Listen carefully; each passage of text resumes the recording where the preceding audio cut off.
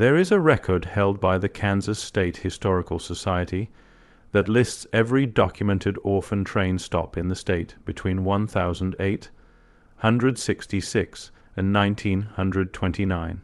Town names, dates, number of children placed, names of receiving families, dry bureaucratic columns. The kind of record that looks like nothing until you put it next to something else. Subscribe to the channel for more videos. I placed it next to fire maps. Specifically, I placed it next to insurance underwriter reports filed with the Kansas State Legislature between 1860 and 1880, which document every town-level fire event serious enough to trigger a commercial loss claim. Those reports exist because the insurance industry needed them. They're not dramatic documents. They're actuarial, which means they're precise. When you overlay the two records, something happens that I have not been able to explain away. The orphan trains did not go to thriving towns. They did not cluster around established farming communities with stable tax bases and growing populations. When you trace the actual routing stop by stop, county by county, what you find is that an extraordinary number of the destinations had experienced a significant fire event within the preceding 3 to 7 years. Not every stop, but enough stops that the pattern stopped feeling like coincidence somewhere around the fourth state. I checked. I want to be careful about what I am and am not claiming. I am not claiming that Charles Loring Brace sat in a room and deliberately routed trains to burn towns on a map. I am claiming that the data does not support the story we have been told about what the orphan trains were actually for. And those are two very different claims.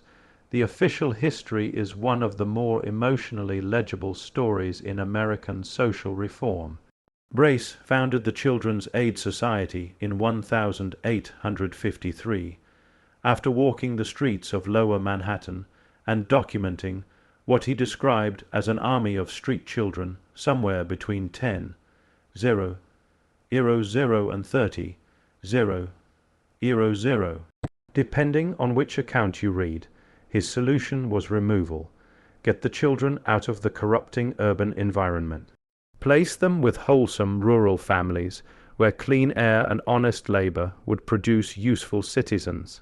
Between 1854 and 1929, roughly 250 zeros, 0 children made that journey. The story has been told as philanthropy so many times that the philanthropic framing has become invisible, the way water is invisible to fish. But Brace was not primarily a humanitarian. He was an economist. His 1872 book, The Dangerous Classes of New York, is not a tract about child welfare. It is a tract about urban labor surplus and social control. Brace was explicit that the street children represented what he called a dangerous criminal class in formation, and that the threat was not to the children but to the social order. The program was designed, in his own words, to drain off this population before it could organize, radicalize, or cost the city money in institutionalization. That framing matters enormously when you look at where the trains actually went. In 1871, Fresno County, California, lost approximately 40% of its agricultural infrastructure to fire. Orphan train stops in Fresno County began appearing in placement records within 4 years. In 1873, a fire complex across 3 counties in central Illinois destroyed grain storage and killed between 12 and 20 farm workers, a number difficult to pin down because the workers were seasonal migrants whose deaths were not consistently documented. Orphan train stops in those same counties appear by 1876.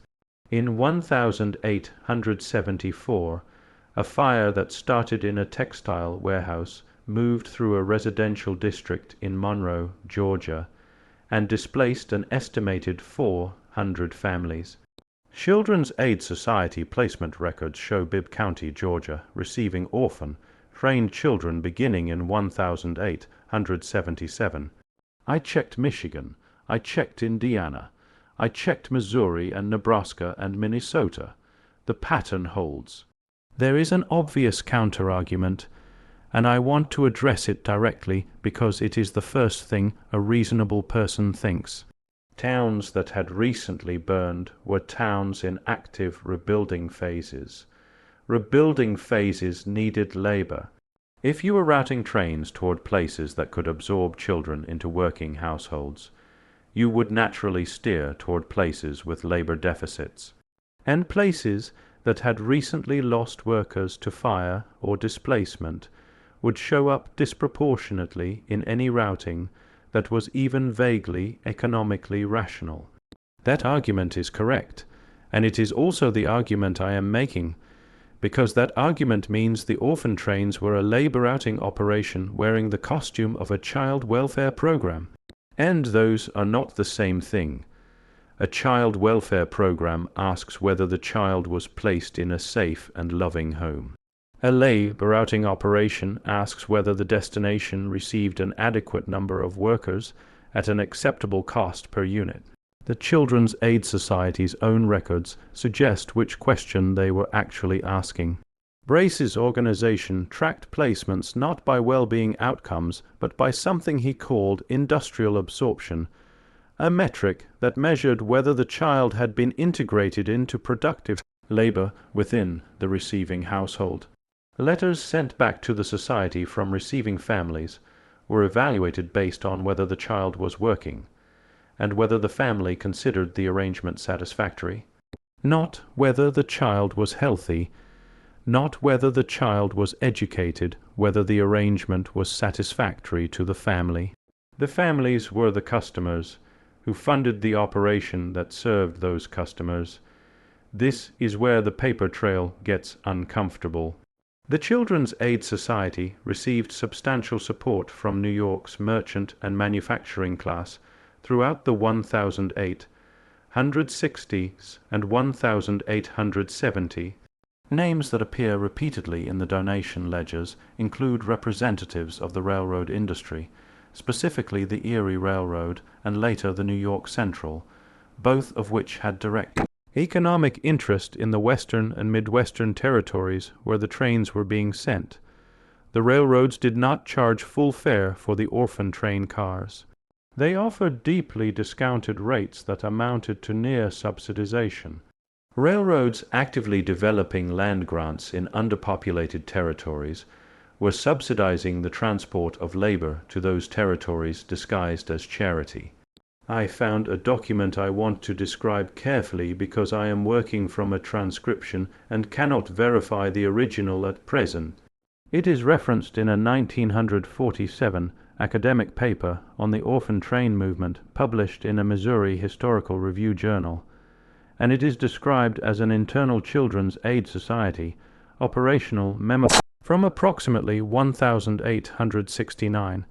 The memo, as quoted in the 1947 paper, discusses routing considerations for the following year's placements. The language, as transcribed, includes a phrase about prioritizing communities exhibiting conditions favorable to absorption, with conditions favorable to absorption defined as recent population, loss, active reconstruction, or demonstrated shortage of juvenile labor. Conditions favorable to absorption. That phrase was written about children. The 1947 paper that quotes this memo treats it as a straightforward administrative document. The author does not appear to find the language remarkable, which tells you something about 1947 and something about the century of framing that had already made the language invisible. The children who arrived were not told where they were going. This is documented extensively in survivor accounts compiled in the 1980s and 1990s, when enough former train riders were still alive to give oral testimony. They were told they were going to good homes in the country. What almost none of them were told was the destination town, the name of the receiving family, or any information that would allow them, if the placement was bad, to contact someone outside the immediate community. This was not an oversight. The Society's placement guidelines, revised in 1868 and again in 1876, explicitly instructed agents not to provide children with information about alternative contacts or complaint mechanisms until the placement had been deemed stable. Stable was defined as one full agricultural season, which meant that if a child arrived in spring and the placement was brutal, they had until autumn before anyone was obligated to check on them. Children who ran from bad placements were legally categorized as vagrant, returning them to exactly the institutional pipeline they had been extracted from. They had no legal standing to refuse the placement. They had no legal standing to contact their biological families, most of whom had been told that contact would harm the child's adjustment. The system was closed. I have been trying to find a single documented instance where a Children's Aid Society placement agent raised an objection to routing children to a recently burned town, not to the practice as a whole, just one agent writing that this community lost its adult workforce to fire, and that the children were being sent as replacement labor rather than as children receiving homes. I have not found that document. What I have found is a letter from 1882, written by a placement agent named Catherine Sellers, working a route through central Iowa. Sellers writes to her supervisor about a town she had visited and was now being asked to revisit for a second placement cohort. She notes that the children from the first cohort were well occupied but not schooled beyond the minimum, and that several boys were performing labor she would describe as intensive for their ages. She asks whether it is appropriate to continue sending children to this community. Her supervisor's response is 3 sentences. He acknowledges her concern. He notes that the receiving families have expressed satisfaction with the arrangements. He instructs her to proceed. Satisfaction of the receiving families, that was the metric, that was the entire answer to her question. Catherine Sellers continued making placements in that community for 4 more years. The economic logic explains something that has always been treated as a humanitarian puzzle. The orphan train movement operated for 75 years. For most of that period, it was underfunded and understaffed, running on the organizational energy of true believers who genuinely thought they were saving children. I do not doubt that many placement agents went to sleep at night, thinking they had done something good. But the funding that kept the operation alive did not come from people motivated by child welfare. It came from people motivated by the economics of territorial development. And territorial development in the second half of the 19th century meant this.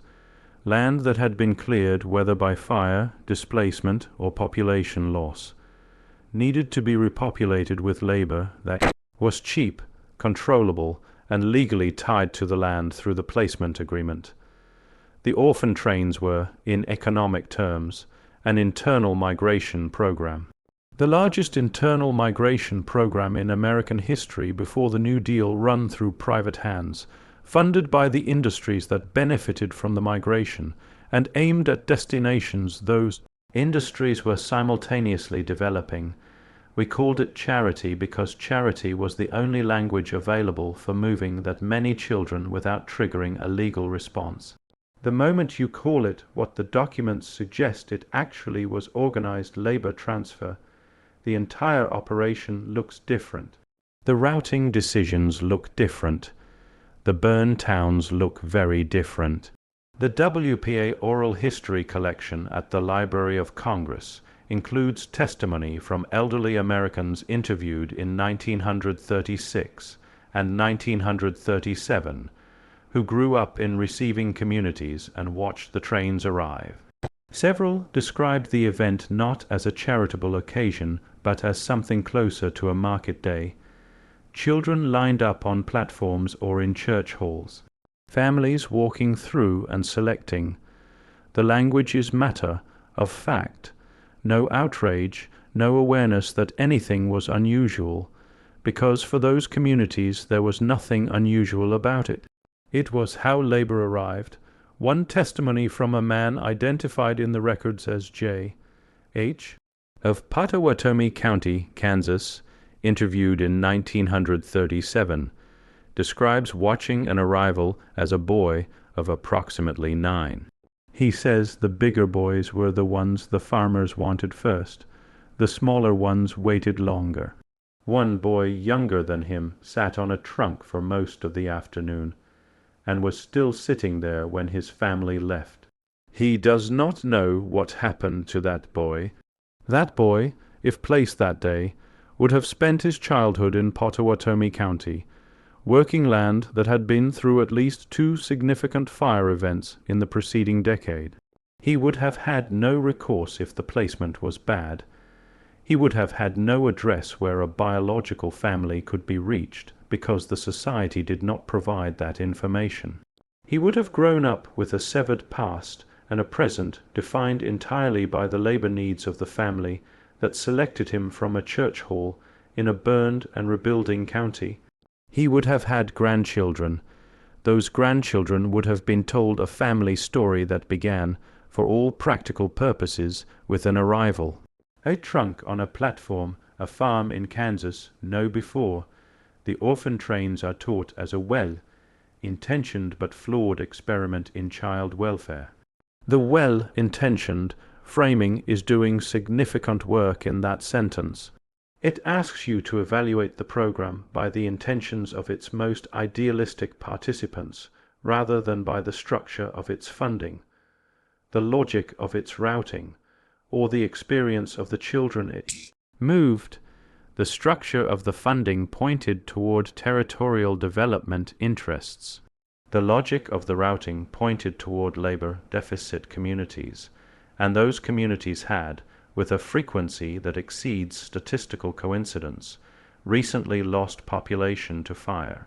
The experience of the children included legal mechanisms that made bad placements inescapable, information control that severed them from their pasts, and performance metrics that measured their value to receiving families rather than their welfare as children. Those 3 facts together are not a story about well-intentioned failure. They are a story about a system that worked exactly as its economic architecture required it to work. The burned towns needed labor. The cities had surplus children that the merchant class found threatening. The railroads needed western territories populated enough to support freight revenue. The Children's Aid Society needed funding.